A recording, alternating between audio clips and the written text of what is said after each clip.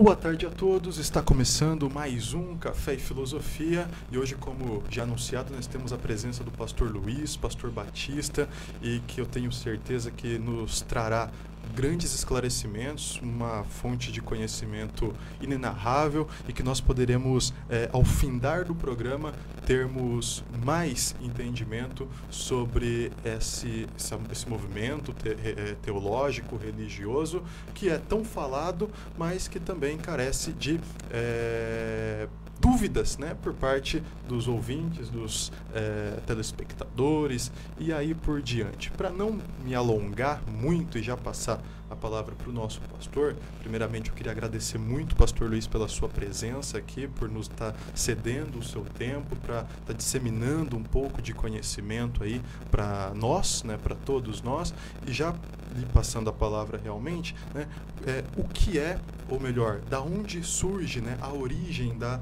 Igreja Batista. Ok, uma boa tarde, que a graça do Senhor seja com todos, né, presente, e também quero agradecer o convite, me sinto muito honrado por participar deste programa e quero aqui desejar também uma boa tarde para todos os seus ouvintes. A Igreja Batista, ela tem na história, né, e falando aqui rapidamente, né, do princípio histórico da Igreja Batista, ela tem três teorias, né? A primeira teoria dos três J's, né, que significa Jerusalém, Jordão e João. Então existe um grupo bem grande de batistas que afirmam, né, brincando aqui, dizendo de arma em punho, que a Igreja Batista surge ali em Jerusalém, no Jordão, junto com João. Então João seria o primeiro batista da história. Há uma outra teoria, né, que fala a respeito dos anabatistas, que inicia ali do século IV em diante, que é um grupo de cristãos que tem princípios similares com aquilo que nós cremos e professamos, e que influenciou, então, todos os demais reformadores, né, que vieram a surgir em séculos depois.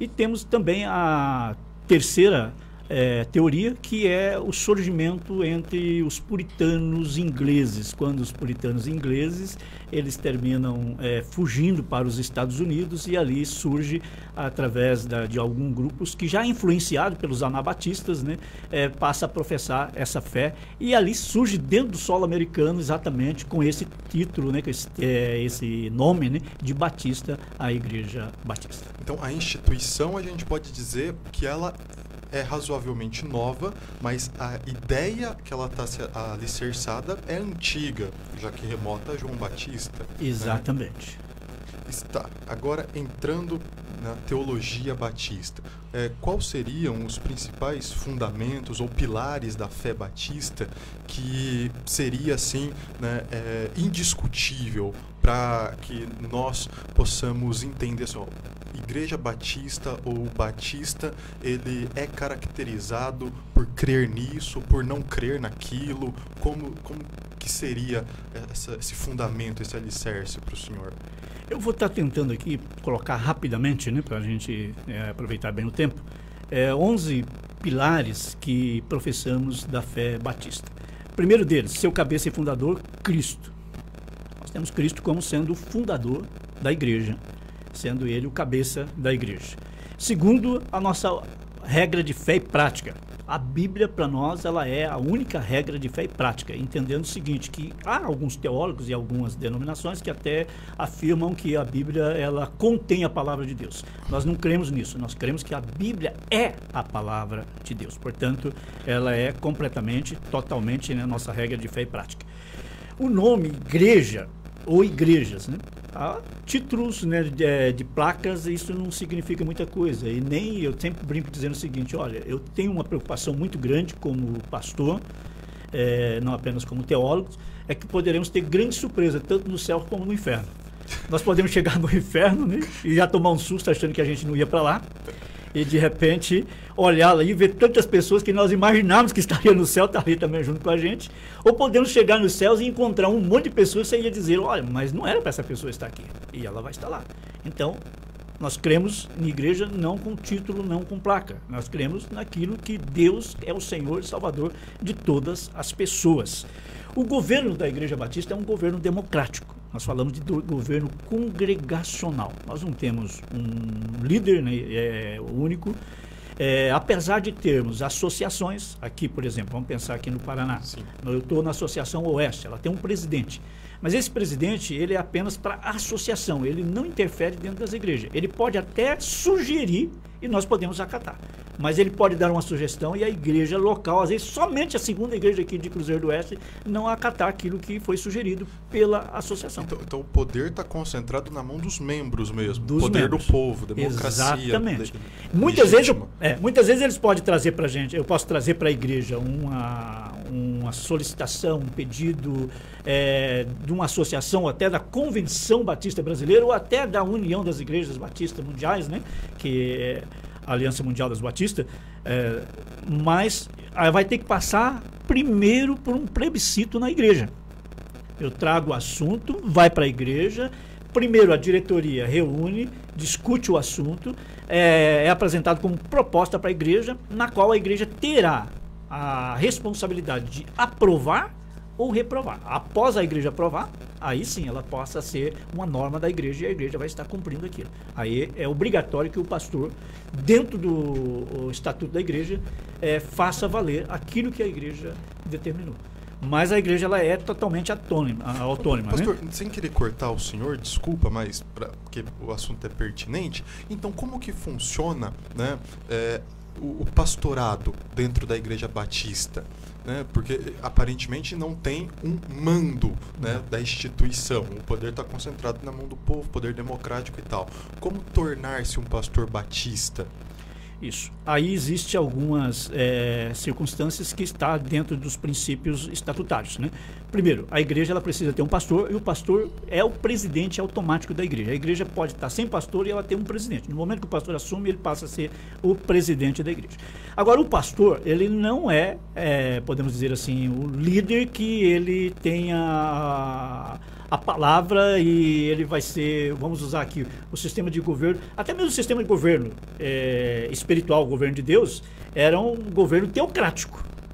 Né? Ele manda e nós simplesmente temos que obedecer. Dentro da igreja, não. Aí a gente ouve a igreja. Partimos do princípio do capítulo 15 de Atos dos Apóstolos, onde havia reunião, o problema era trazido, se reunia os apóstolos, trazia para a igreja apoiava aquilo que os apóstolos tinham decidido e iam passar a obedecer e cumprir aquele propósito que ali foi firmado. Né? Então, dentro dessas circunstâncias, como pastor, a questão o pastor, e realmente é interessante falar sobre isso. Então, veja bem, a igreja, vamos imaginar que a igreja se organiza e ela não tem um pastor. O que acontece? Ela faz um convite pastoral. Ela envia uma carta fazendo um convite pastoral. No momento que o pastor assume, estatutariamente, ele é o responsável pelo o estudo e ele é o profeta da igreja. Então, a palavra profética vem da parte do pastor. Então, ele passa a ser o responsável pela pastoral, pelo ensino, ele que vai dizer o que está certo ou o que está errado dentro do contexto bíblico do ensino. Sim. E a igreja vai ter que se submeter a essa autoridade pastoral na questão bíblica, na questão teológica, na questão de interpretação e exegese do texto. Agora, a igreja, mesmo assim, ela ainda tem autoridade de, por exemplo, de demitir o pastor.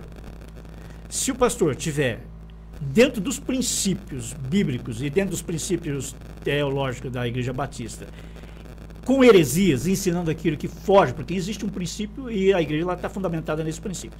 Se ele fugir daquele princípio, a igreja pode simplesmente pedir a demissão pastoral. Ele pode ser demitido.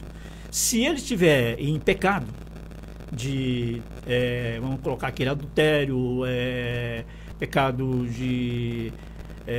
seria no caso...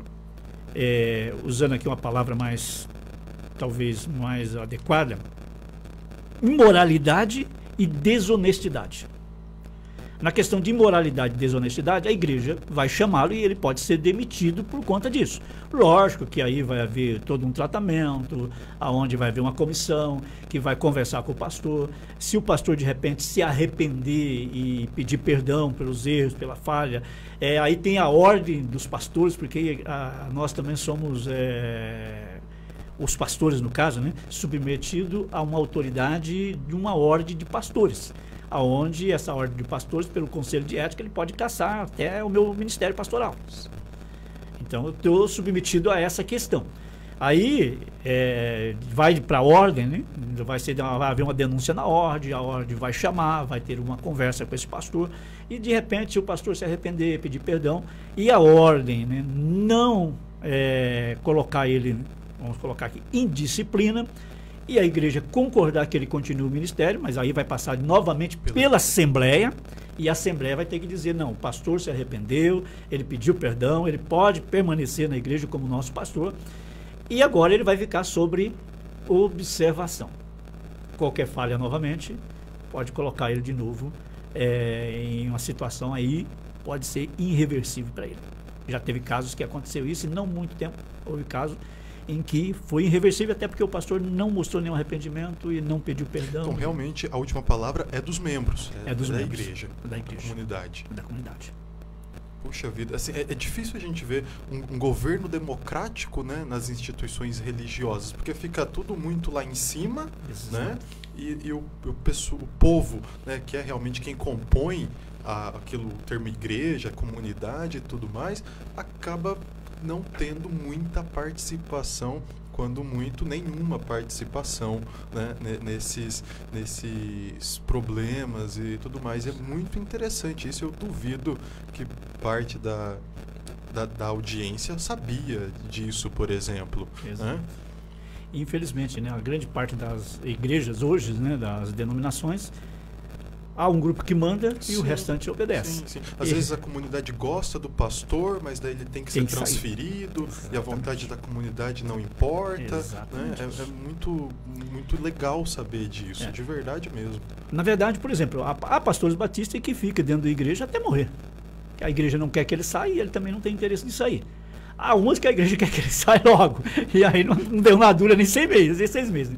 6 meses depois ele já está sendo demitido, a igreja já chega para ele e diz, olha, não dá, então você vai ter que ir embora. E aí entra num acordo ali, ele concorda, pede um prazo para poder encontrar um outro campo, ou até mesmo a questão de mudança, dependendo das circunstâncias, né? E termina saindo. Então não tem essa questão, não tem como ficar. Infelizmente, para ficar, precisa estar dentro dos princípios e, olha, às vezes você tem que engolir bastante sapo. É que nem um casamento, aonde tem que haver um equilíbrio e ambos têm que caminhar juntos. Ou você caminha junto, tá... Esse foi o ponto 3, é isso? Qual que seria o quarto? Então, vamos lá, só buscar aqui, eu estou dando uma conferida aqui, porque a minha mente... Meu estresse está muito alto e às vezes eu não consigo lembrar. É normal. A questão das ordenanças, né? Para os batistas, né? As ordenanças nossas são apenas 2. É apenas, batismo dos crentes e depois disso a ceia. Então nós temos 2 ordenanças, né? São batismo e ceia. Simplesmente essa questão. Entendemos que, primeiramente, um membro, após a sua conversão, a sua pública profissão de fé, né, ele tem que descer as águas do batismo. E sempre procuramos, nesse contexto de batizar alguém, antes de descê-lo às águas, procurar discipulá-lo, porque às vezes você faz um culto, você faz uma mensagem, você faz um apelo, né, porque é comum as igrejas fazer esse apelo, e sempre há aqueles que tomam uma decisão. Mas muitas vezes a decisão é mais emocional, por conta das circunstâncias, do que realmente espiritual, ou seja, algo que vem do fundo do coração. Então ela vai passar por um período de discipulado. Então, nós sempre colocamos isso, um período de discipulado, que às vezes vai 3 meses, 6 meses, depende muito, não há um tempo normatizado, né? Mas depende ali da possibilidade de estar passando ali umas disciplinas teológicas, né, para um conhecimento básico do que é fé. Aí essa pessoa depois ela novamente será convidada se ela quer descer as águas. E aí ela poderá, tanto já aconteceu muitos casos comigo, de eu estar com um grupo de 12 discipulando, estou com um grupo de 15 discipulando, estou com um grupo de 2 discipulando, de repente um quer e o outro diz, não, ainda não acho que eu estou preparado para isso. Aí ele continua frequentando sem nenhum problema, mas ele não desce as águas. E se ele não descer as águas, ele também não participa da ceia. Então, para nós, existem 2 ordenanças, o batismo e a ceia. Batismo para os batistas é só por imersão. Então, por isso que quando você faz a ligação do primeiro batista ter sido João, é pela forma dele batizar, sim, por imersão. E a ceia, para nós, ela apenas simboliza o corpo e o sangue de Cristo. Ela não transforma, não há uma transubstanciação. Que é o que é proposto lá atrás. A filosofia de Aristóteles, depois a primeira igreja usa, né, a igreja católica, no caso, usa essa filosofia de que ali não é só o símbolo, né? É realmente o corpo e o sangue. O corpo e o sangue. Nós temos colegas, né, que já foram padres, né, que se converteram, se tornaram pastores batistas, e eles fazem afirmações nos seus livros que acontecia de que a hóstia, às vezes ela caía, esfarelava, e os bispos exigiam que os padres lambessem a hóstia no chão, porque aquilo para eles era sagrado, era o corpo de Cristo. Realmente. Então, nós não cremos que o pão se transforme no corpo e nem no sangue de Cristo, mas ele representa o corpo e o sangue de Cristo. Nós vamos encontrar Jesus falando em muitos lugares, às vezes ele usa esse texto como base. Não, eu sou o pão. Sim, mas ele também disse, eu sou a porta. E nem por isso nós vamos dizer que a porta seja Jesus. É símbolo, é uma palavra simbólica que é utilizada para... É que Jesus, ele foi mestre dos mestres. E na área de educação, de ensino, na área de passar, a didática de Cristo era tão tremenda que ele usava as coisas mais simples e que era compreensível por todas as pessoas. E olha que no tempo dele realmente era necessário isso. Hoje você vai encontrar pessoas falando de forma que... Eu já vi mensagens de grandes líderes, pastores que tinham um QI muito elevado. Nossa, a gente olhar assim, ficar babando de ver ele falar, né? E os crentes tudo parado e olhando. Mas aí eu na porta depois tive que rir porque alguém veio, bateu nas costas dele. Meus parabéns, mas como o senhor falou bonito? Eu não entendi nada, mas o senhor falou bonito. É um problema. Então a questão não é falar já bonito, por isso também. mas é a questão de você poder se comunicar. Cristo, ele tinha uma didática tão extraordinária que ele se comunicava de uma forma simplista, usando, fazendo aplicações simbólicas de coisas que era conhecido das pessoas e ele sabia do que ele estava falando. Por isso que ele usa o termo de porta, de pão, ele usa, quando ele vai falar sobre as parábolas, ele usando, né, aquelas figuras de linguagem, fazendo com que as pessoas tivessem uma melhor compreensão daquilo que ele estava ensinando. Por quê? Porque na realidade, naquele tempo, tirando os nobres e os reis, ninguém tinha muito conhecimento. Se ele fosse falar algo, né, que nós vamos imaginar aí com um QI muito elevado de didática, de gramática, as pessoas não iam compreender nada. Iam sair todos sem entender nada. E ele tinha uma facilidade. E era isso que irritava tanto os sacerdotes judaicos, como principalmente aqueles que... os escribas, né? Que eram aqueles que... Os escribas e fariseus. E fariseus, que eram os caras que mais tinham a responsabilidade do ensino. E eles não tinham aquela técnica, aquela capacidade de ensino tão simplista que fazia entrar mesmo no coração das pessoas. Pastor, antes de ir para o outro ponto, próximo, né? O senhor falou sobre Jesus. E falando de Jesus, quem é Jesus para os batistas? Ele é Deus? Ele é só filho de Deus? Né? Como interpretar a Trindade dentro da teologia batista? Exatamente. A questão da Trindade é uma questão polêmica entre os teólogos, muitos teólogos, né? E complexo até de você poder ensinar. Na verdade, nós vemos Cristo, né, como Deus. Assim como o Espírito Santo para nós também é Deus, né? Então nós vemos uma Trindade. Deus Pai, Deus Filho e Deus Espírito Santo. Apesar que os três não são um. Aí há uma discussão porque dentro do judaísmo havia um entendimento de que Deus era único. Então, quando se fala de Deus Pai, Deus Filho, Deus Espírito Santo, aí tentam dizer, poxa vida, mas não há base bíblica, né, para que nós possamos imaginar que lá no Velho Testamento de três deuses. Tanto que os judeus colocam os cristãos como politeístas, que acreditam em três deuses e não em um só. Exatamente. Só que mesmo assim, né, eu vou até usar a Bíblia aqui, se por favor, você me permite? Claro. Que fica tranquilo para a gente falar. Mas desde o Velho Testamento, desde Gênesis, já tem essa questão como Deus não sendo uma pessoa apenas. A questão era a forma como ela estava escrita, que não vem falando exatamente Trindade. Se você for procurar o nome Trindade na Bíblia, nem no Testamento, não existe. O que existe é um conceito de três deuses. Então, quando você pega Gênesis, logo no primeiro capítulo de Gênesis, nós encontramos aqui no verso 26, ele disse assim, e disse Deus, façamos o homem. É lógico que essa aqui está uma tradução na língua portuguesa. Mas quem traduziu da língua portuguesa aqui era alguém que estava traduzindo exatamente como ela estava escrita no original. E ele colocou aqui como alguém falando no plural.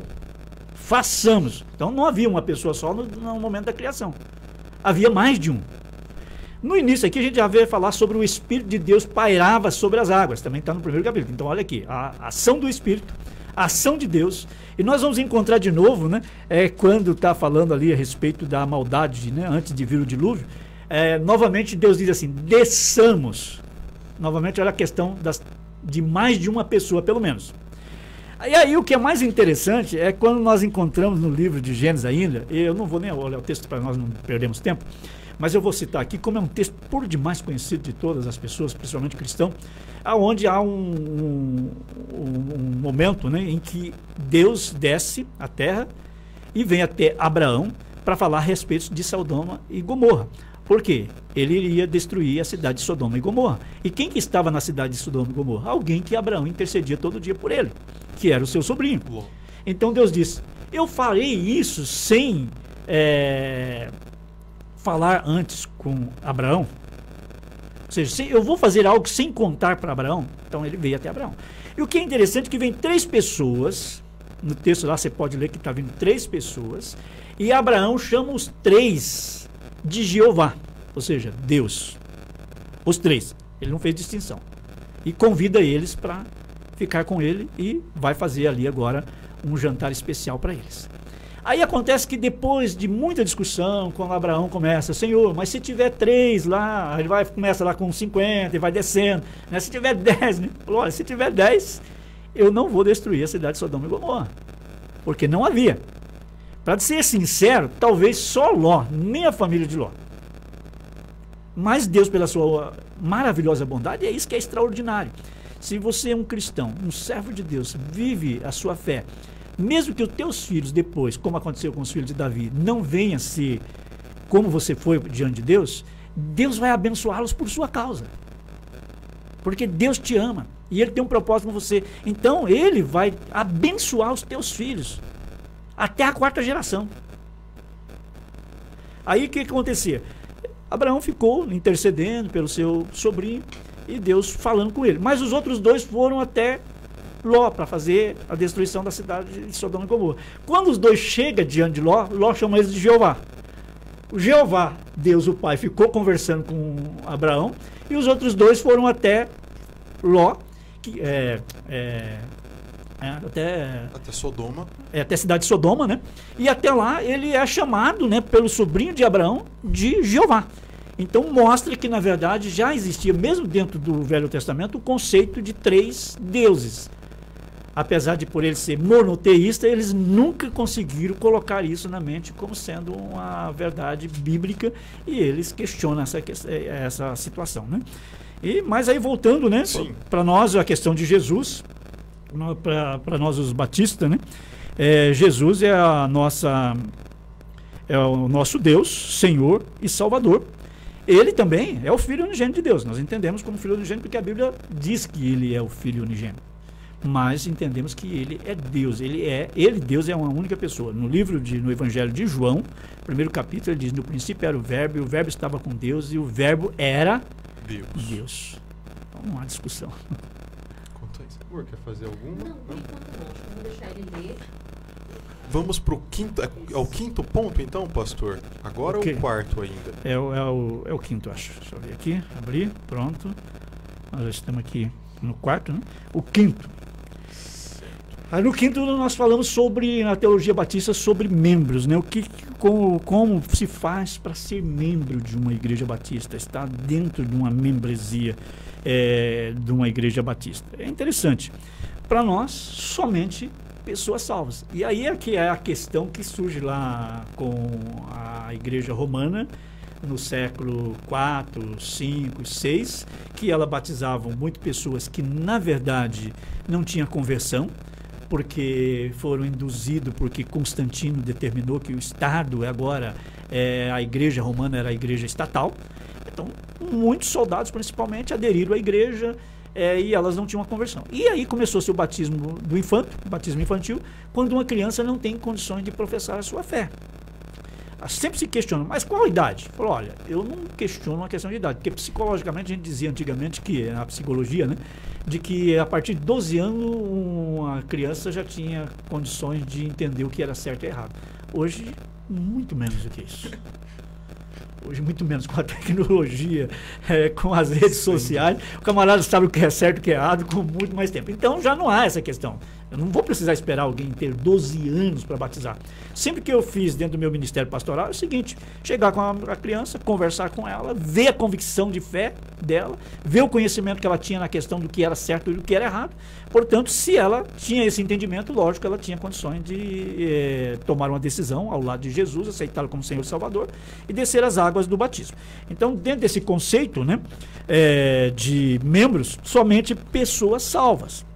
E para nós, uma pessoa salva é alguém que ela pode reconhecer que pecou, se arrepender dos seus pecados, deixar os seus pecados e aceitar Jesus como seu Senhor e Salvador.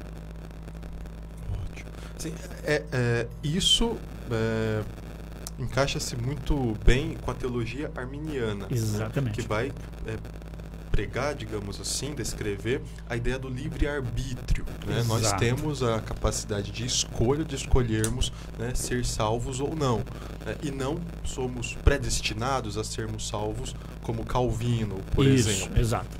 A Igreja Batista vai por essa linha, pela linha de Armínio. Então. Exato. Como eu disse, na verdade, entre a gente conversando aqui em box, né? Estava aqui. Dentro dos batistas não existe uma unanimidade a respeito de segmento teológico, apesar que a grande maioria dos batistas eles são arminianos.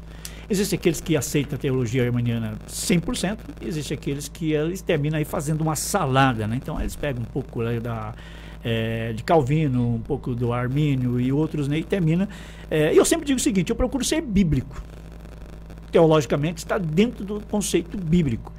E eu vejo dificuldade em algumas teologias arminianas, assim como vejo algumas dificuldades na teologia de Calvino. E eu acho que a Bíblia é muito simples. Quando nós temos muita dificuldade para explicar determinada circunstância, aí logo nós estamos correndo o risco de não estar sendo bibliocêntrico. Porque a Bíblia é muito simples de entender. Quando a palavra de Deus diz que até os loucos encontrarão um caminho, vou eu colocar dificuldade? Isso é verdade. O sexto ponto, qual seria? O sexto ponto é as ordenanças, né? O batismo do crente e a ceia do Senhor, né? Seria essa, né, que nós falamos, pessoas sobre batismo, somente de crentes, e depois disto a ceia do Senhor, né? Então essa seria o sexto ponto. Batismo somente de pessoas convertidas, como eu já disse, por isso não batizamos criança. A ceia do Senhor é apenas pão e vinho, simbolizando ali apenas o corpo e o sangue de Jesus Cristo, ela não acontece uma transubstanciação. Aí o 7 ponto nosso é sobre os oficiais da igreja. Oficiais da igreja, para nós, é pastores e diáconos. A gente vê em outras igrejas que existem outros oficiais, como presbítero. Na verdade, nós encontramos a palavra presbítero e entendemos, os batistas, que o presbítero se aplica em algumas circunstâncias eclesiológicas, né? Da eclesiologia da igreja. Como a palavra pastor, bispo, presbítero, a gente entende que tudo está simbolizado em uma pessoa. O pastor, ele pode ser, em alguma circunstância, um bispo, ele pode ser o pastor ou ele pode ser um presbítero. Presbítero, no meu entendimento, né, no entendimento que nós temos, é aquele que preside. Então, eu sou presbítero... pela origem da palavra. Exatamente. Eu sou presbítero quando eu estou diante de uma reunião administrativa e presidindo. Então, ali eu sou presbítero. Eu sou pastor quando eu estou cuidando das ovelhas. Eu sou profeta quando eu estou pregando, quando eu estou anunciando. E eu sou o bispo quando eu estou simplesmente cuidando, né, de algumas circunstâncias, né? Às vezes a gente brinca com o pastor gentil, que o pastor gentil ele é um missionário, né? Hoje ele usa essa terminologia, né? Mudaram um pouco, né? Mas ele antes era não podemos dizer aqui, fugir a palavra, mas ele é um missionário que ele fica como responsável pela Associação Oeste dos Batistas do Paraná. E por ser isso, a gente dizia que ele era o bispo, porque ele estava com cuidado de todas as igrejas. Tinha uma igreja que não tinha pastor, precisava de um pastor para ministrar a ceia, era ele que tinha que ir lá. E ele ia trabalhar com a igreja para poder tentar encontrar um pastor dentro do perfil que a igreja queria, colocá-lo ali e atender. E também, de repente, ouvir os reclames do pastor, ouvir o reclame da congregação, do reclame do pastor com a congregação, da congregação com o pastor. Então, vai ouvir isso, pesar tudo, né, e procurar conversar, orientar. É alguém que, podemos dizer, ele tem a função de vigilante, que é o significado da palavra bispo, né? Aquele que vigia, aquele que cuida. Então, seria isso. Para nós, pastor, né? Então, e diácono, porque, na verdade, foram as duas coisas que a gente viu que a igreja teve ali necessidade, e que o diácono, apesar de se aplicar em todo membro da igreja, porque diácono quer dizer aquele que serve, todos nós temos que estar a serviço, mas naquele caso específico da igreja ali em Atos dos Apóstolos, houve uma necessidade de que precisava haver líderes. É interessante, né?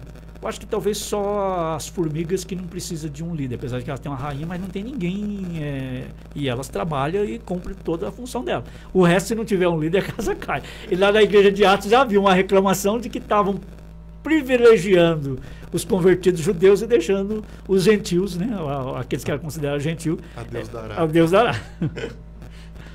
Partindo para o 8º ponto, é isso? Exato. Certo. Questão do trabalho, né, que é a parte do trabalho responsável, né, da igreja, a Igreja Batista, quando pensa em questão de trabalho, ela parte do seu trabalho em pregar a salvação às pessoas, batizando-a com batismo que concorde com todas as exigências da palavra de Deus, e ensinando-as a guardar todas as coisas, né, conforme disse Jesus, até que todas as coisas que eu vos tenho mandado, né, é a questão. Então, o trabalho da igreja, ela está em algumas questões. E nós podemos até estender essas questões um pouquinho mais, né, mas o principal trabalho da igreja, a principal missão da igreja é pregar a palavra de Deus. Então, e não é apenas do pastor. E aí aqui há às vezes um conflito, e é duro, que às vezes a gente está dentro da igreja há 20 anos e a igreja ainda não conseguiu entender essa questão. Eu sempre falo com os irmãos isso. E alguns falam assim, mas pastor, mas eu não tenho um curso. Meu querido, mas quem disse que você tinha que ter curso? Ninguém tem que ter, para pregar a palavra, ninguém tem que ter curso. É a missão da igreja, é a missão como corpo, não é a missão do pastor. Porque muitas pessoas entendem que a função de pregar é do pastor, é do presbítero, é do evangelista. Não. Todos nós somos evangelistas. Todos nós temos a missão de pregar. Quando Jesus disse, ide por todo mundo, pregar o evangelho a toda criatura, e todo aquele que crer será batizado, e ensinai-o, é a responsabilidade de todos.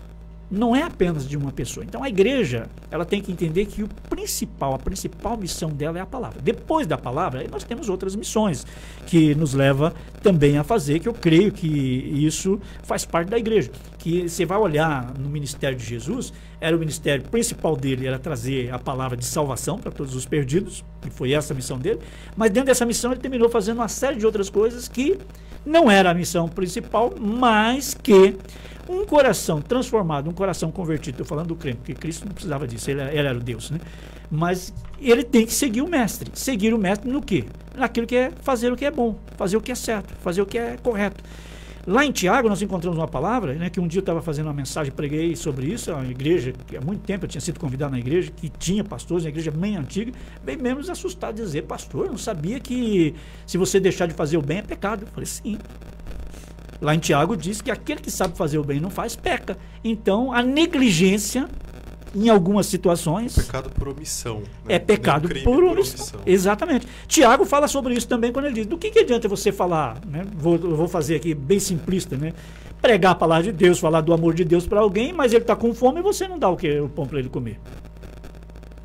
Ele vai sair dali pensando, mas que amor é esse que ele está falando? Eu estou com fome. Eu falei para ele que eu estou com fome.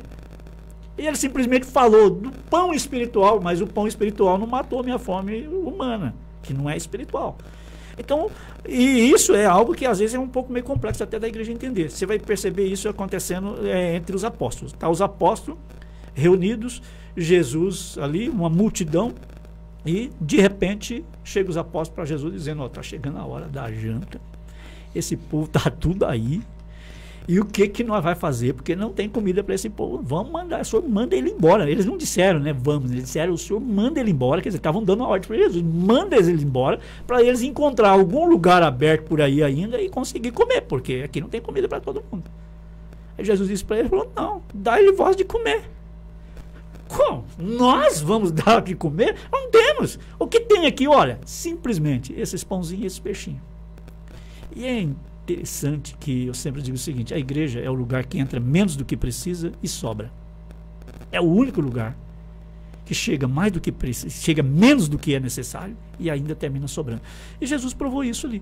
Jesus falou assim, tudo bem, me traga os pães e me traga os peixes. Trouxeram os pães e os peixes, todo mundo pensando, vamos passar fome, porque ele vai dar isso para os outros. Nós vai dormir sem comer. Né? Eu creio que mais ou menos, se fosse eu, talvez estivesse pensando nisso. Hoje nós vamos ter que fazer jejum. Olhamos para o outro, falou, vai ter que fazer jejum hoje, porque não vai ter comida. Aí Jesus simplesmente ora, multiplica aquilo tudo, alimenta uma multidão de mais de 5 mil pessoas ali naquele primeiro, a multiplicação dos pães. Mas acontece algo extraordinário, que foi para poder as pessoas entender, para cada cristão entender, para os apóstolos entender, para nós entendermos. Daqueles 5 pães e daqueles 2 peixes, alimentou 5 mil e sobrou 12, ó, o número dos apóstolos, cesto cheio. O que Jesus está dizendo para eles, meus queridos? Vocês estavam preocupados que ia ficar com fome? Está aqui, ó, está cheinho, os 12 cestos. Tem para vocês comer a semana inteira. Simplesmente faça o que eu estou mandando.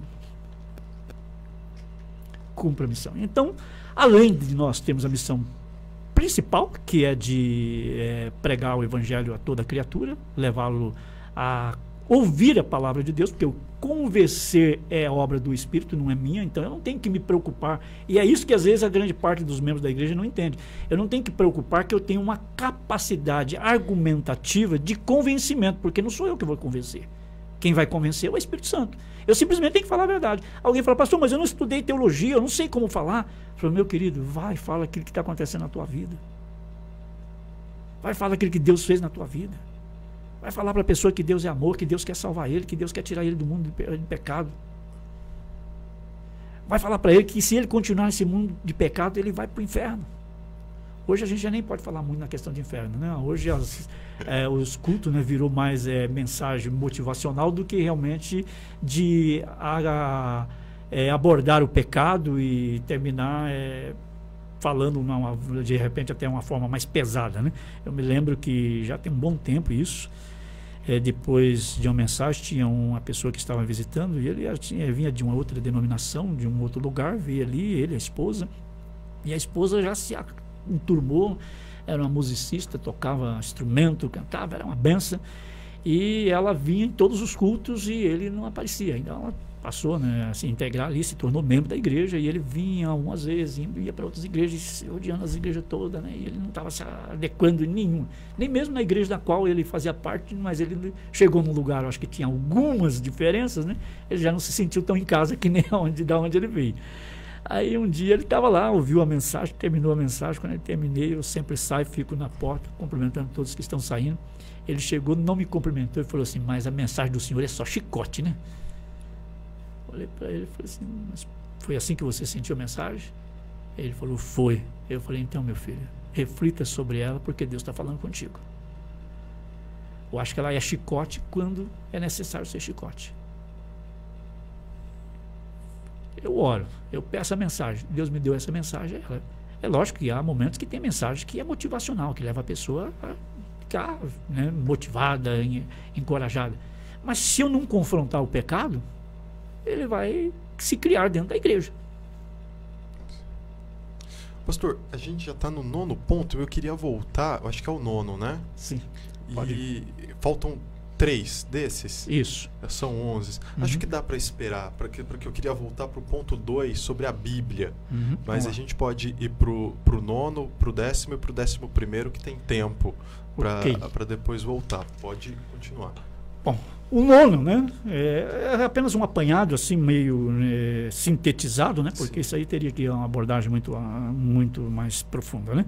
Mas o 9º nós falamos sobre plano financeiro da igreja. A igreja tem um plano financeiro. Esses dias eu estava até numa mensagem e falando a respeito de um outro assunto, né, mas entrava na questão dessa parte, né? E terminei mencionando para a igreja o seguinte. Falei, olha, eu tenho ouvido muito hoje de cristão, crente, né, convertidos de igrejas evangélicas, dizer o seguinte, olha, Deus não precisa de dinheiro. Eu falei, está coberto de razão, meu filho. Nesse ponto eu concordo 100% de você. Eu falei, Deus não precisa do nosso dinheiro. Ele é dono do ouro e da prata, ele é dono de tudo. Na verdade, a palavra de Deus diz que Deus, lá no Salmo, de falar que tudo pertence ao Senhor, o universo pertence ao Senhor, nós pertencemos ao Senhor, tudo é de Deus. Então, Deus tem... Falei, só que tem o seguinte, nós estamos na terra. Na terra, nós dependemos de dinheiro. Alguns questionam que na época do Velho Testamento não era dinheiro, né, monetário. Era mantimento. Era mantimento. Falei, mas a questão é que naquela época ainda não havia realmente um capitalismo como nós estamos vivendo nos tempos. Naquela época a economia girava à base de troca.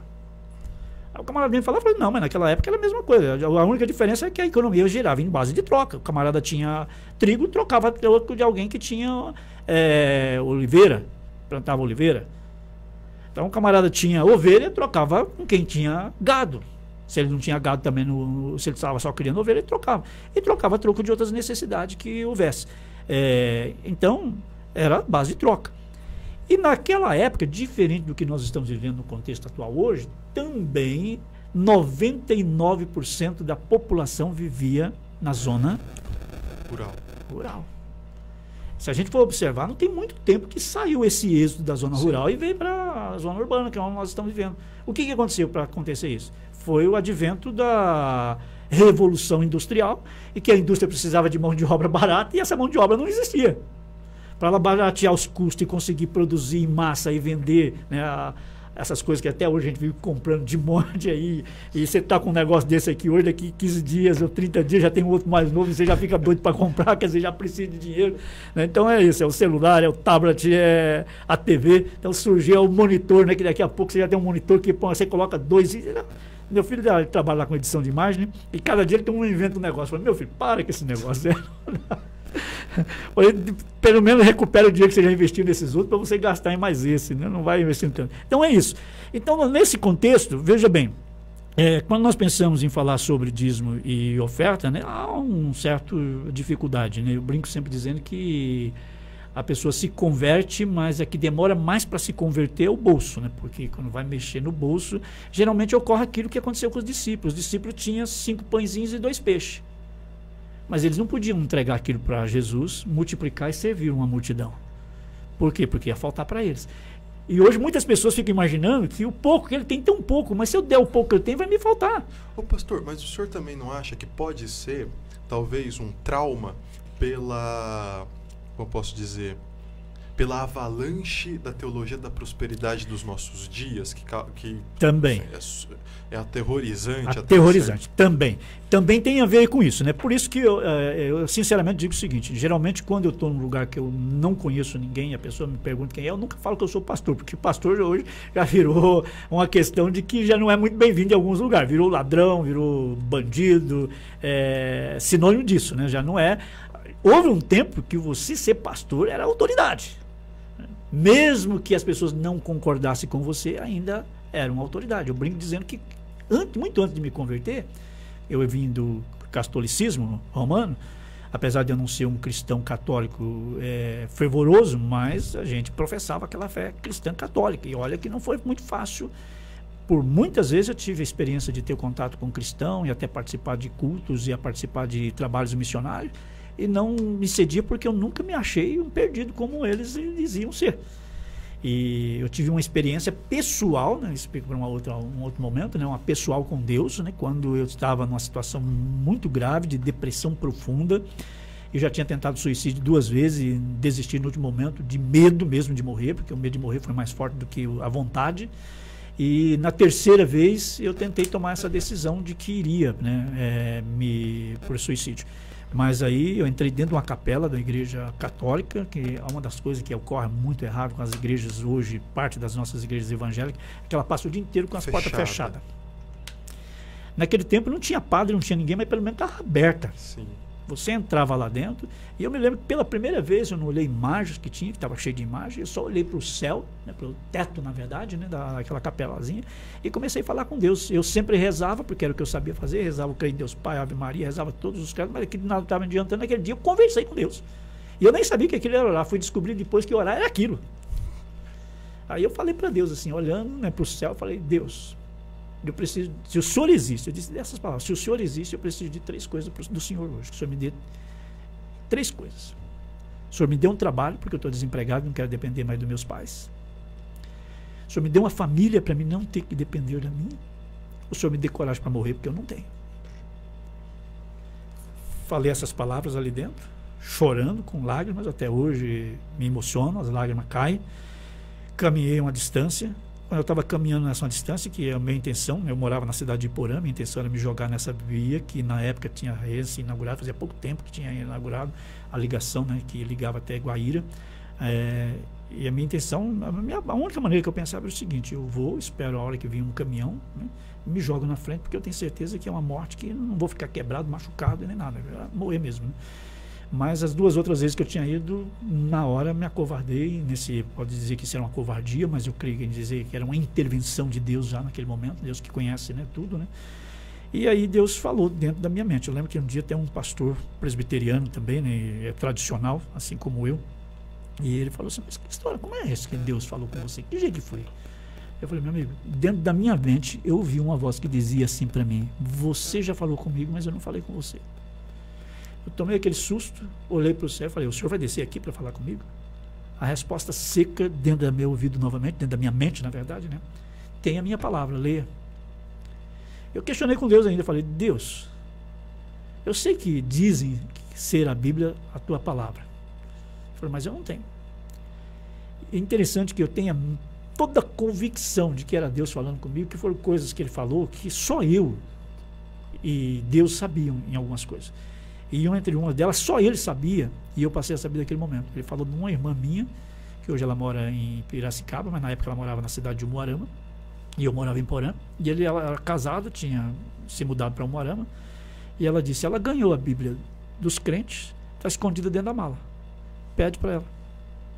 Aí foi onde que eu fiz uma carta, mandei, e comecei a conhecer a Bíblia sozinho, porque eu tinha uma dificuldade de aceitar aquilo que vinha falar de conversão, de transformação, né, de aceitar Jesus. Então isso para mim não era uma coisa tão simples, tão fácil, por conta de tudo aquilo que eu trazia do catolicismo, daquela tradição católica, né? Então eu vejo o seguinte: dentro desse contexto financeiro, a igreja, o povo todo, eles têm sim um conceito. Naquela época, era isso que eu queria falar, e iria fugindo disso, né? Falei tanto, né, sobre esse assunto, que deveria ter sido mais curto, mas era para dizer o seguinte: mas a gente tinha um conceito muito grande dos crentes no quesito, de que os crentes, eles não praticavam muitas coisas erradas que a gente praticava, que eu praticava. Eu tinha certeza disso. Então eu tinha uma convicção minha de que o crente era muito diferente de mim em muitas situações, a ponto, né, de eu não ser cristão, ser católico, e eu sempre pensava assim para mim: quando eu casar, eu vou arrumar uma crente para mim, que eu sei que é uma menina certinha. Então era isso. Eu não quero ser isso, mas eu quero alguém que seja isso.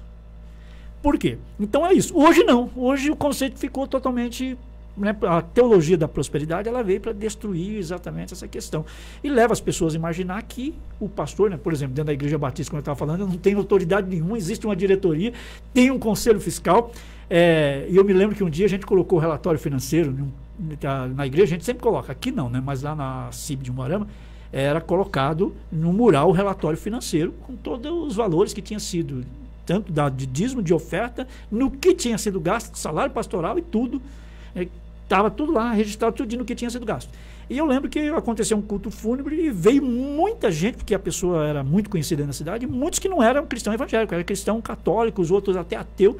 E um camarada foi lá, chegou, chamou o irmão da igreja e falou assim: pede o pastor vir aqui, quero conversar com ele. Eu falei: escuta, isso aqui é prática das igrejas batistas? Eu falei: praticamente 90% das igrejas é. Não todas, mas 90% é. Eu Falou, vocês têm isso? Tem. Falou assim, nós temos uma diretoria, tem um conselho fiscal, nós fazemos um relatório financeiro, publicamos o relatório financeiro, não em mídias e nem em jornais, mas publicamos ele aqui no mural, e todo membro tem o direito de ficar aí durante todo o mês verificando como é que está as contas e questionar o tesoureiro se tiver alguma coisa que ele não tiver de acordo com aquilo que ele acha que deveria estar. Então, o conceito de igreja, que o pastor é o dono da igreja e que ele só ajunta o dinheiro, criou sim uma situação. Mas na verdade as Bíblias dizem o seguinte: o dízimo e a oferta não é porque eu posso, não é porque Deus precisa, é porque é bênção para mim que entrego. Quando os discípulos entregou os peixinhos, eles tiveram que quebrar um paradigma, que o paradigma é eles acharem, eu tenho pouco, não tenho que oferecer para ninguém. Então eu preciso, eu não tenho que dar, eu estou carente. Se eu der, eu fico sem. Se eu der, eu fico sem, eu vou ter o que comer. Mas aí Deus disse para ele, não, traz. E ele fez. Você vai contar no Velho Testamento a mesma coisa. O profeta Elias, ele chega, Deus manda ele para ir falar com a mulher. Essa mulher, o marido dela tinha morrido, que era profeta. Havia uma seca tremenda de 7 anos. A mulher, as últimas coisas que a mulher tinha ia acabar e ela ia morrer de fome. E Deus fez o quê? Mandou Elias até lá. Elias chegou para ela e disse para ela, falou assim, ó, o que você está fazendo aí? Ela falou, eu estou fazendo um bolo para o meu filho e para mim, um pequeno bolo, e depois nós vamos morrer. Ele falou, tudo bem, então faz um pequeno primeiro para mim. A mulher vai morrer. Ela só tem esse pouquinho que mal vai dar para ela sustentar ela e o filho. E agora ela ainda vai ter que dividir com mais alguém esse negócio. Eu creio que ela ficou parada olhando e falou assim, mas o profeta Elias tem coragem de vir e pedir o pouquinho que eu tenho? Foi lá, fez o bolo e entregou o bolo para Elias. O que aconteceu?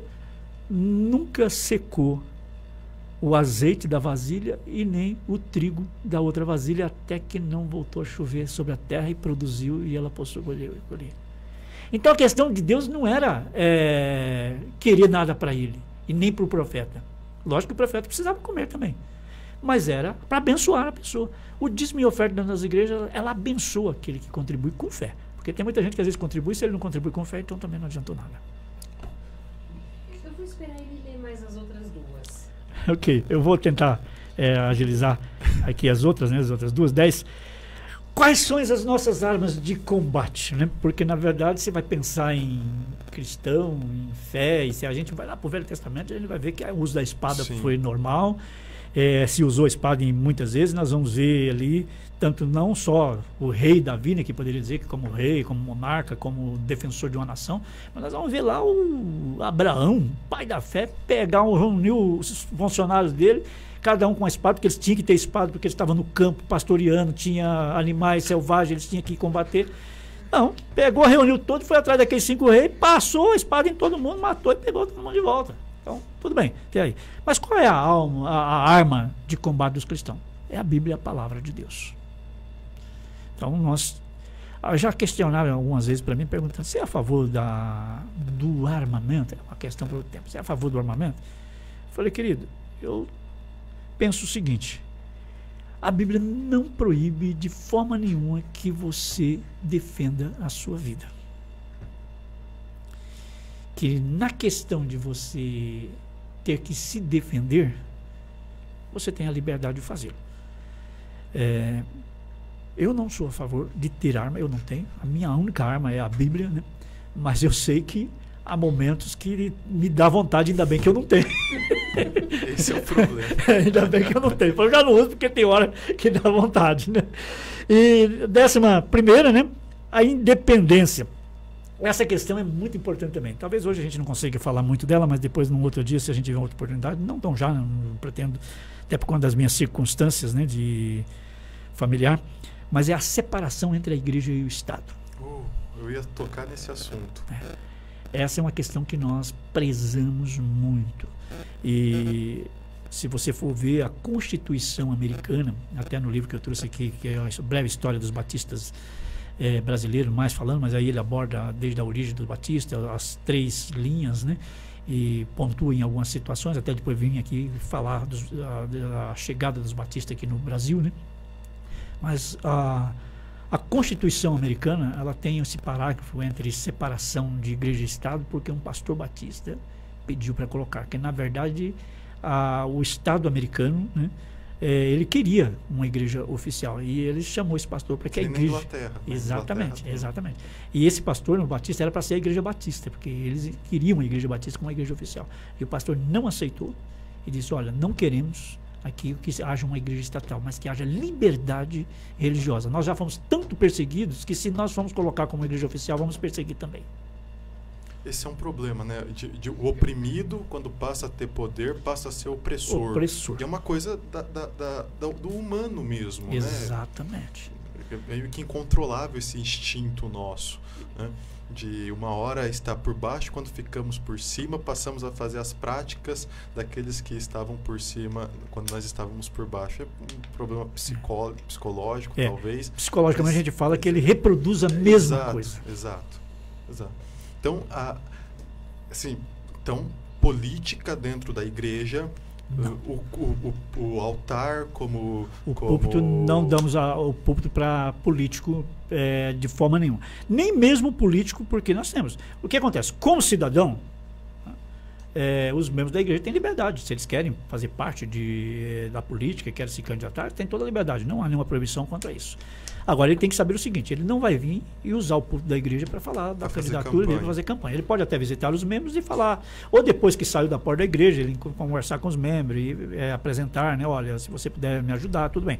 É uma questão porque, infelizmente, nós precisamos ter sabedoria também, entender que nós dependemos da política, nós estamos em um mundo que a gente depende da política, então não podemos fugir disso. E a igreja também não se posiciona oficialmente a favor de político ou política nenhuma. Não, de forma nenhuma.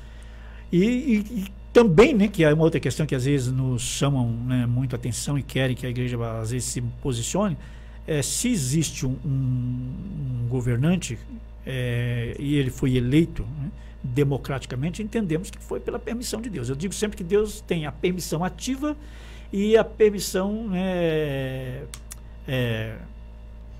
ativa e a passiva. E a passiva. A ativa é que, sendo a vontade de Deus, ninguém muda. E olha que até mesmo Nabucodonosor foi a vontade ativa de Deus, de vir até Jerusalém, destruir Jerusalém e levar Israel cativo. Era o chicote de correção. Então nós sabemos que às vezes até um governante ruim que vem é para ser chicote. É a igreja que tem que se avaliar onde ela está errando, o que ela está deixando de fazer e procurar se corrigir, se converter, mudar. Que aí depois Deus vai usar os mesmos governantes para poder abençoar. Foi o que aconteceu com a nação de Israel. E a questão é a seguinte: o inimigo que Deus permitiu, que foi o caso de Nabucodonosor e a Babilônia, de vir destruir Israel, levar cativos os seus filhos, né, da nação, mas se a mão pesou demais, que foi além daquilo que era permitido por Deus, que ficou dentro da vontade permissiva e não permitida, né, ativa de Deus, eles vão ser disciplinados por Deus também. Vão sofrer as consequências da mão ter sido mais pesada do que deveria. Então Deus protege os seus em todos os tempos, mas ele corrige. A Bíblia diz que Deus corrige o que ama. O Pai corrige o que ama. Boa tarde, pastor Luiz. Boa tarde, querido ouvinte. Confesso que pela primeira vez, já vou deixar uma ênfase para o meu esposo te convidar mais uma vez, porque já se passou 1 hora e a gente não conseguiu aproveitar da vossa presença, né? Mas a pergunta não menos importante, eu esperei o senhor, né, fazer todos os tópicos aí, porque eu achei que de repente o senhor pudesse abordar a questão da minha pergunta. Como acontece aqui com outros convidados, às vezes eu vou perguntar, o convidado já respondeu e eu fico aí, né, vagando. Mas, pastor, a Igreja Batista, né, como ela reconhece a manifestação do Espírito Santo? Se reconhece de que forma? Ok. Então, há uma divergência, né, teológica, né, vindo aqui para a questão teológica, e aí vamos pensar o seguinte: a Igreja Batista é uma igreja que se usa o termo, né, uma igreja tradicional. Eu sempre digo o seguinte: tradicional, em questão de guardar as tradições, mas eu ficaria mais confortável com conservadora, né, com a igreja mais conservadora. Eu creio no batismo do Espírito Santo. Há uma diferença, uma divergência teológica nessa questão do batismo do Espírito Santo. Para alguns, o batismo do Espírito Santo é uma segunda bênção. Para mim, é uma bênção única. Até porque ninguém pode ir a Deus se não for pelo Espírito Santo de Deus. Então, se é pelo Espírito Santo de Deus, então no momento que ele toma uma decisão... Hoje é difícil você dizer se uma pessoa é batizada no Espírito, isso sim. Porque como hoje até virou modismo ser crente, você vai ter muitos cristãos dentro, que é aquela história que eu estava falando. Quando você chegar no céu, você vai procurar o sujeito, ele não está lá. Então, isso pode acontecer. Mas o batismo no Espírito Santo, para mim, é um ato único. No momento em que você aceita Jesus como seu Senhor e Salvador. Houve uma diferença, por quê? Porque o ministério do Espírito Santo só aconteceu no dia de Pentecostes. Então, para aqueles que viveram antes do dia do Pentecostes, não era apenas a decisão que fazia eles ter uma experiência com o Espírito Santo de Deus, porque ainda não tinha se manifestado o Espírito Santo de Deus, porque o ministério do Espírito Santo começa com o advento do Pentecostes, onde os apóstolos estavam reunidos. Quando eles estavam reunidos dentro daquela sala, orando, de repente começam a aparecer como línguas de fogo. Não era fogo, né? Porque aí alguns tendem a dizer, não era fogo. Não, não é fogo, era como língua de fogo, era simbólico, né? É porque, na verdade, quando vai se usar naquele tempo uma terminologia para explicar um fenômeno, a gente tinha que usar algo que era conhecido. Então, como parecia rajadas de fogo, eles citaram isso, né? Mas a gente não sabe dizer exatamente o que é. Mas então, a manifestação do Espírito acontece ali naquele momento. Depois daquilo, cada convertido, no momento que ele se converte, se a decisão dele for genuína, ele recebe o Espírito Santo de Deus. O Espírito Santo de Deus, ele traz os dons espirituais. Então, a pessoa com os dons espirituais, você vai perceber se ele é espiritual ou se ele é carnal. Às vezes a gente não quer fazer juízo, mas dentro de denominações, você olha para pessoas, você vê que todas as atitudes da pessoa, às vezes, é muito diferente do que aquilo que a palavra de Deus está ensinando. Eu não quero nunca dizer que aquela pessoa não vai ser salva, porque a salvação é algo que depende muito de Deus e não daquilo que é o meu conceito. Mas aí eu fico questionando, será que essa pessoa recebeu realmente o Espírito Santo de Deus? Mas será que o Espírito Santo de Deus vai morar num espaço desse, vai habitar num templo desse? Está complicado, né? Aí eu sei de uma coisa, que nós podemos extinguir o Espírito. Isso não significa, é uma questão teológica também que dá muita discussão, né? Que a pessoa perdeu a salvação, mas ele pode extinguir o Espírito. Por quê? Porque ele está deixando de viver uma vida de acordo com a vontade de Deus. Como só Deus sabe se ele vai estar nos céus ou não, eu posso só dizer que, como disse o apóstolo, que o Espírito extinguiu nessa pessoa, porque você percebe que ele não deu ênfase para o Espírito, ele não se encheu do Espírito, ele se encheu de mundanismo, de vida mundana, vida pecaminosa. Então, essa é a questão. Com o batismo do Espírito Santo, acontece para nós batistas. Ele acontece no momento da conversão da pessoa, no momento em que ele, convertido, reconhece que é pecador e renuncia o pecado. Ele pode até reconhecer que é pecador e não renunciar. Então aí não aconteceu nada. Mas se ele reconhece que é pecador, ele recebe o batismo do Espírito Santo. Na igreja primitiva, naquele primeiro século, no início, né, então teve a questão do dia de Pentecostes, teve a questão de alguns que foram se encontrados depois, nós vamos encontrar em Atos dos Apóstolos falando isso, que foram perguntados para eles, escuta, vocês receberam o batismo quando creram? Veja bem, olha a palavra, receberam quando creram? Então se recebe quando crê. E eles disseram não. Por que eles não receberam? É porque eles tinham se convertido antes do advento do Pentecostes. Aí, realmente, antes eles não tinham recebido. Aí eles oraram, impuseram as mãos e eles foram cheios do Espírito.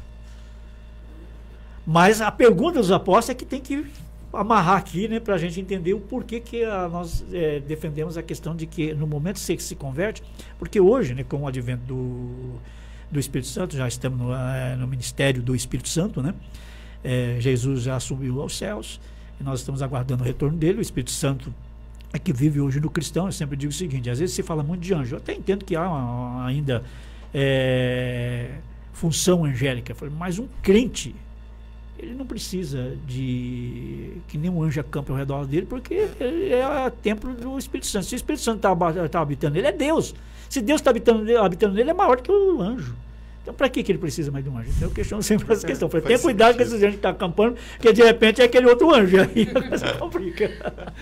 Pastor, como a minha esposa já falou, e por incrível que pareça, a gente já passou até do horário. Foram mais de 1 hora de conversa, né? Que não parece que foi muito rápido, muito prazeroso, muito gostoso. Já deixo aqui o convite um próximo encontro, quando for possível, na sua agenda, nos seus afazeres, para continuarmos esse papo ou abordarmos outros também, porque esse primeiro foi muito, mas muito bom mesmo, muito prazeroso, e acho que todos que pararam para nos ouvir, nos assistir, que vão nos assistir depois também, vão ficar muito impressionados com muitas coisas que até eu, né, que tenho ênfase em filosofia da religião, não sabia, e fiquei surpreso de maneira positiva. Isso é muito bacana. Então, pastor, de novo, muito obrigado pela presença, reafirmo aqui, reitero o convite para um próximo encontro, e as suas últimas palavras, né, aí... Poxa, eu me sinto muito honrado por vocês, fui muito bem recebido aqui, um casal maravilhoso, amoroso, que Deus abençoe e que continue, né, capacitando grandemente a vida de vocês. E para os ouvintes, né, eu desejo aí que a graça e a paz do Senhor seja abundante na vida deles, e o objetivo aqui era apenas falar um pouco, né, daquilo que é a Igreja Batista, tornar a Igreja Batista um pouco mais conhecida, né? Há, na verdade, às vezes, muita coisa ainda que nem todo mundo tem conhecimento, e que é interessante quando nós falamos, por exemplo, né, só para você imaginar aqui, sobre as 3 teorias sobre a existência da Igreja Batista. Se você for perguntar, nem todos os membros têm esse conhecimento, até porque às vezes se dedicamos muito mais a falar sobre questões teológicas do que questões históricas, e aí, como não falamos da história, grande parte deles não tem conhecimento histórico. E aí, quando você aborda até com algum batista, eu tenho certeza que os batistas que estão ouvindo aí, alguns deles vai até falar, poxa, eu não sabia desse negócio aí, né? Então, eles vão falar, eu sou batista e ninguém nunca me falou desse negócio. Então, é bem isso. Então, é que a gente não aborda muitas questões históricas, né? A gente termina se preocupando muito mais. Eu hoje tenho uma crítica, né? Já não tenho mais essa crítica tanto, até porque houve uma mudança dentro do conceito das igrejas, né? Que durante um período muito grande nós perdemos muito tempo, a Igreja Batista, de falar, de cumprir a missão que Deus nos entregou, que era evangelizar, discutindo teologia entre os neopentecostais, né? Sobre as doutrinas neopentecostais com as doutrinas conservadoras ou tradicionais da Igreja Batista, principalmente algumas. Então, investimos tanto tempo nisso que eu me lembro depois, e talvez aquilo que me abriu muitos olhos. Eu peguei um jornal, e nesse jornal, um jornal cristão evangélico, e nele alguém fez uma charge e mandou publicar no jornal. Na charge estava um monte de cristão, batista, adventista, presbiteriano, assembleano, Congregação Cristã do Brasil, aquele monte, uma poeira levantada, e eles agarrados no pescoço do outro, na maior briga, e o diabo em cima do toco olhando e perguntando, quando eles vão parar de brigar entre si para vir brigar comigo? Então, aí eu falei, peraí, eu já parei hoje. Falei, meu negócio agora vai ser com o diabo, eu quero saber desse negócio não. Eu tenho minhas convicções doutrinárias, né? Tenho a minha firmeza doutrinária e preservo elas, né? Mas me preocupo mais com aquilo, né? Que nós precisamos povoar o céu, e para isso nós temos que nos unir e buscar, né, fazer aquilo que é a vontade de Deus. Meu muito obrigado de coração, que Deus abençoe, e se falei alguma coisa, né, que não foi aquilo que esperavam, né, que Deus possa estar completando aí aquilo que eu disse. Então, pessoal, muito obrigado a todos, obrigado, pastor, de novo, até a próxima e tchau.